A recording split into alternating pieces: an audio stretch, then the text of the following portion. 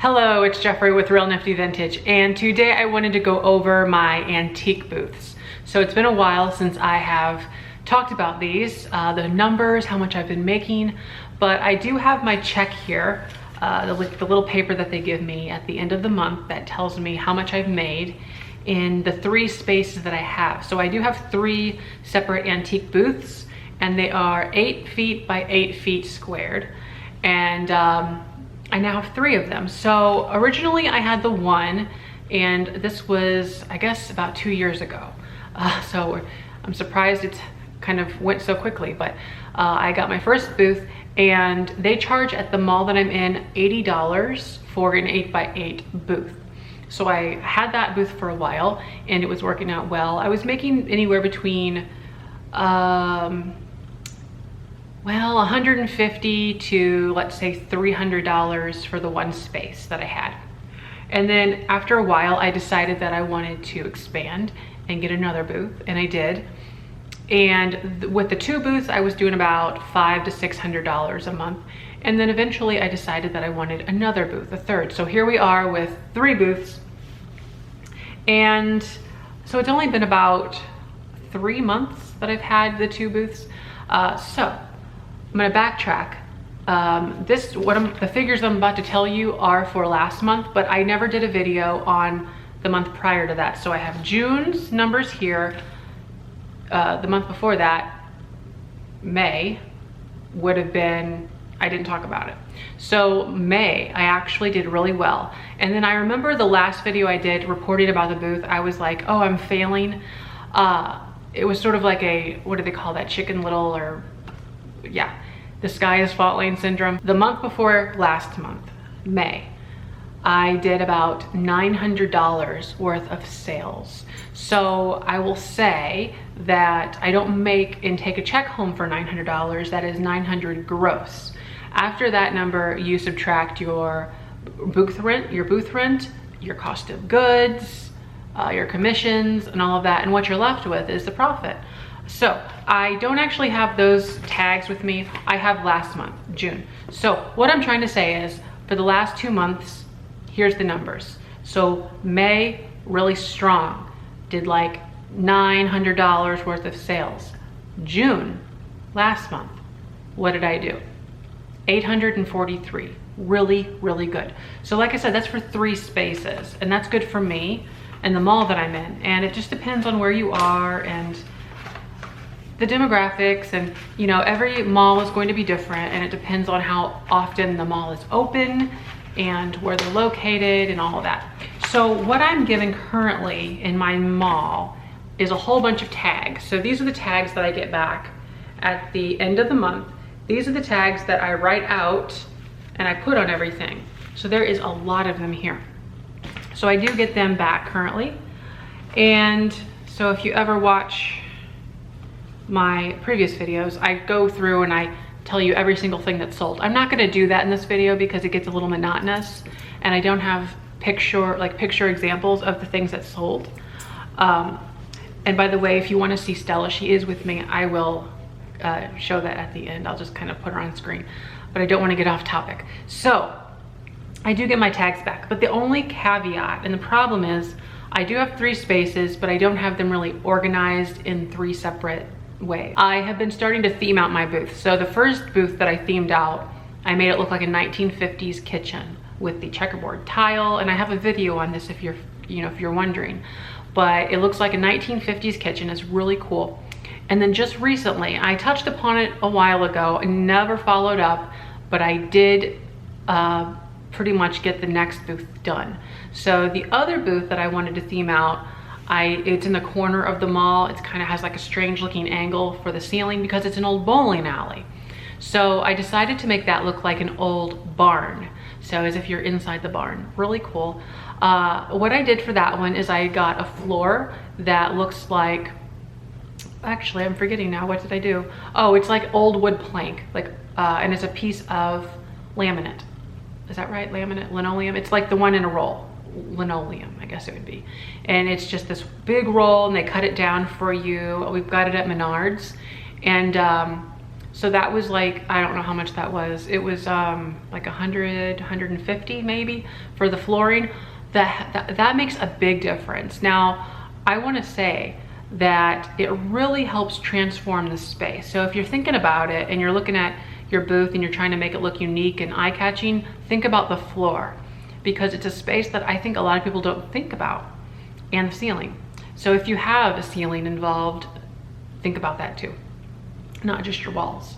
So it really helps encapsulate the user for the experience that you're trying to provide.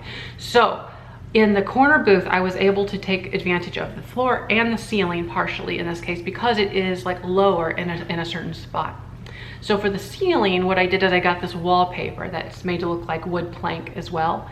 And boy, that was super like tiring. Like, I don't know, it just took forever to do. So I used double stick tape and I stuck it on the ceiling tiles, and I pretty much gave up 3/4 through because it's like so high, and I was just not feeling it. And so I'm putting up these 4 foot, I think it's 4 foot by 2 foot or however wide wallpaper is, sheet, so 4 feet long, and I'm attaching these, but it's like obviously 4 feet, so I have to go up one side of the ladder, pin it, go down the ladder, get up the other side of the ladder, reach across and pin the other side of the 4 foot section, and hope the whole time that I lined it up properly so that there's like not like a weird crease in the paper, you know, and inevitably there would be. So that got really annoying. So yeah, but it looks really good. It kind of makes you feel like you're in this space with having the ceiling done like that. So that is the most recent booth that I converted over to look like a cool space, the barn booth. So with the barn booth, I put things in it more country related. Doesn't have to be like as if you're in a real barn kind of stuff. Like there's not going to be shovels and rakes and a pile on the floor with a couple haystacks, but what will be in there are the more country things. So there could be a tractor seat in there. I think there's one in there now. I went ahead and moved my handmade soaps into it because it sort of lends itself to this farmhouse kind of, so also think farmhouse decor. That's probably an easier way to look at it. So currently on the trend, what has been for a while, is the farmhouse decor, the Joanna Gaines kind of thing. I could have went that route and did like a whitewashing and really made it look like that. I decided against it. I didn't want it to look like somebody's house. And I wanted it to still be kind of novel, like create like a novelty moment, because it's unique. And so that's why I didn't go that route, and I didn't want to be too on trend either at the same time, because I don't want to pigeonhole myself into that. And yes, I could also change it every year if I wanted to or whenever. But I was just really trying to come up with a theme that was dynamic and I could work with. So a barn, I'm always out at these country auctions finding things that look interesting, that are older, rustic, all these things. And it just makes sense, an old looking barn. So that's what that booth is. The 1950s kitchen encapsulates a lot of decades and eras. It's not just 50s things that goes into it. That would be way too hard to only find 50s things, but the space is designed as if it was a 50s kitchen. And then what you'll find in that 50s kitchen is stuff all the way from the 30s, 40s, 50s, 60s, 70s, quiche, retro, cute, all these things, colorful, go in that booth.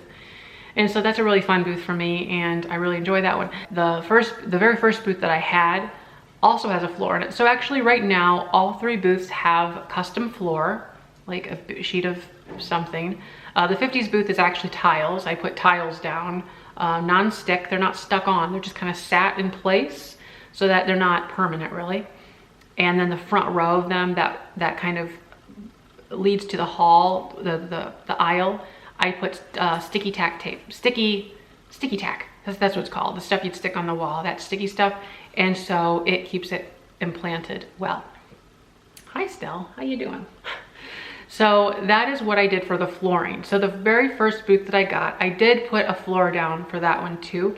I chose something that looks sort of like an irregular stone. So not that I have really a theme for it. I wanted something light and something that I could do things with. So it kind of has this like flagstone, or I'm not sure what stone that is, but it's kind of this irregular cobble thing. okay? And it's like a white creamy color. So it could lend itself to maybe like a front porch or like a garden, or yeah, like a sunroom kind of thing. So there's lots of ways you can do it, and it's kind of adaptable in that way. But I did not want to make that booth too themed out by any means, because I didn't want to end up with like no place to put some random thing that I got. Like, oh crap, it doesn't fit in the 50s booth, it doesn't fit in the barn booth, it doesn't fit in the nautical booth if I decided to do that. So that booth really is a catch-all, and I'm not sure how else to really get out of that, but that's okay. I don't need to make every little thing something. It's just that I'm an overthinker. I tend to want to do that. I want to organize everything, and it doesn't have to be. But what I will do and continue to do is to move things around in my booth. So that's actually a tip that the owner of the mall told me. She's told me many times. There's many people in the mall that don't hardly ever touch their booths and move things around, but it does help, because for those that walk through the mall more than just once a month, or if they come maybe once a week or once every 2 weeks, it can look very stagnant if things are not moving in your booth. So that doesn't mean things have to be selling out of your booth. It just means it has to look like things are changed. So whether that's moving things from one wall to the other, from the bottom to the top, from the back to the front, like that, move it all around and it looks fresh and like you did something to it. And inevitably, you'll make a sale just because of that energy and what you're putting into it. And somehow or another, it always happens. And it's kind of interesting. $843.90 is what the sales were. This is the sales from last month. The commission out of that is 10%. Now the commission in my mall covers for the credit card transactions. And if you want to look at it another way, it covers someone being there at the register to check people out. So there's that.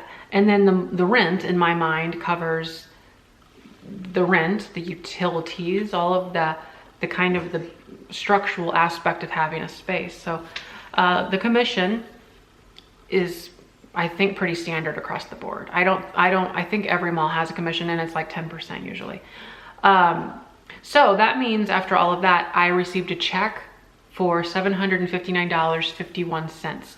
So that check does not have any other things taken out of it yet.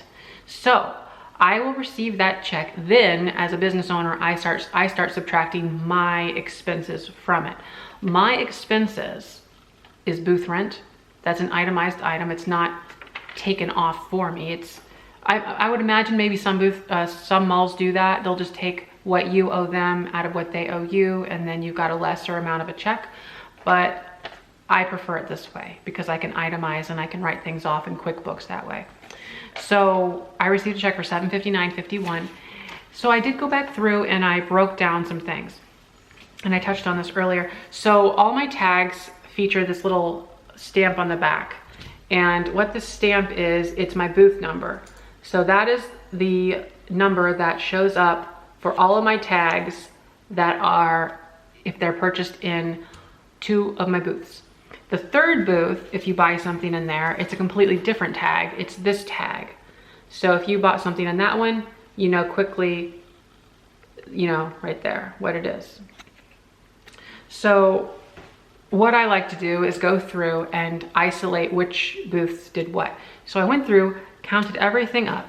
The 50s booth, the 1950s themed booth, it did independently $263.75 in sales for the month. That's June. The other 2 booths did $580.15. So 580 divided by 2. Okay, think of it this way. The 2 booths that are not the 1950s booth, I don't know how else to describe this, did $290 each, and the 50s booth did $263. So they're all really about in the same ballpark, and I think that's really good. So we've got that to work with. Now you can start subtracting other things like cost of goods, which is important, and your booth rent. So I will not tell you how much my booth rent is because the owner of my mall doesn't want me to, because of reasons. But what I will say is that in my mall, if you just had one booth, it would be $80. So you have to think about that. You have to consider your booth rent, your commission, your cost of goods. And so I'm not gonna get too hung up in all of my exact expenses, but what I can tell you is that for the 1950s booth, I did sell $263.75 worth of items. That's gross sales. But that costed me, is that a word, costed? That costed me $68. So I spent $68 and it turned into $263.75. So, well, like I said, you have to subtract all your other things too. The other two booths, I had a cost of goods of $110. So that's not too bad, really. And then one more thing to think about is my soap. So I do offer handmade soap in my booth. These are things that I don't make myself. I buy them online, naturalsoapwholesale.com. I've done review videos on this, unboxings really, not reviews. And they are ready-made soaps and I just sell them. It's kind of like I'm a retail store in that way, like Walmart. And so, because I'm not putting all the effort in and going and sourcing these things, I don't mind that the margins aren't crazy high. That's okay. What they do is bring people into the booth and just add one more experience, the sight of the smell. You've got sight, you've got smell, you've got the radio playing. So you've got three senses involved there, which helps. It helps kind of put you in the right frame of reference of buying things. The soap. So the soap, I sold $80 gross sales of soap. It costed me $45 whenever I bought the soap. So I'm making right around like what, $40 on soap. Here, I'm gonna show you the dog because she's getting really anxious. Oh, there you are. Now she's been a little sick lately. She's been throwing up. I'm not sure why. She just could have like a little stomach bug, but that happens every now and again, doesn't it? Sure, but she's a happy dog. So there she is, everybody. Stella, what are you doing? Are you being a cranky little poo-poo? Yes, you are. Yeah, I know. Okay. Yeah. Now I'll put you down, see if you'll stay. Stay there. Okay, so if you were keeping track, you might get a rough idea of how much money I have left over. Also, you have to subtract the booth rent, which, like I said, I cannot tell you. But you can kind of use your imagination and formulate what that is for the booth rent. So all of a sudden, you know, I will say you're left with like less than half of what your gross sales say you made. So I like doing this kind of a video because I really think it helps put into perspective what you're gonna get out of a booth. And of course it depends on how much you're paying for your items and how much you're able to sell and all these prerequisites, the things I said at the start of it, kind of where you are located, all of this, it all makes a difference in how much you're gonna sell. Okay, the last thing that I wanna touch on as far as the booth is concerned, I do think that our mall is going to be getting a technology upgrade soon. So some larger malls in more urban areas are set up in a way that you can find out by the day, by the hour, by the minute, I think, what you're selling. Our mall is currently on a hybrid situation, but before that, it's all paper. Everything is on paper. There is no thing to look up, really. You can't find out anything by a computer. So what they are going to be switching to, I believe, is a system that would put barcodes on everything. So I don't know if you've ever been to a mall that way, but we would have barcodes on our tags so that they can scan them at the register. They would also have all the stuff written on them too, but you wouldn't write them. It's all printed on. So as far as I know, the system would work that here at the house, you'd log on, type out the tags, and then whenever I get to the mall, I log in, push a button, and it prints all the tags off that I pre-wrote at the house. I'd have all my little sticker tags, they're stickers, and just stick them onto tags. And that's how it would work. So it eliminates issues at the register. It improves the speed so people aren't trying to read everybody's different handwriting, and they're not trying to rewrite it into the computer or on a pad of paper, all of this. And it also makes it so that everything is logged in the computer, and I, as the booth owner, can log in and see right away what is selling. Every single day I could, if I wanted to, see what is selling and have a better idea of what I'm in for the next time I go to the booth. I think that's a big thing that's gonna make a lot of, I think that's gonna be a big improvement. So especially for me, I would be glad to know what I'm selling, because then I know what I can bring. There's been so many times where I've got to the booth only to find that I sold a lot of things and I could have brought more, or the complete opposite, where darn, I brought like 4 totefuls and I only have room for 1, or whatever the case may be. So I think it's gonna help quite a bit, having this instant way of knowing what's selling without having to be there and see it in person.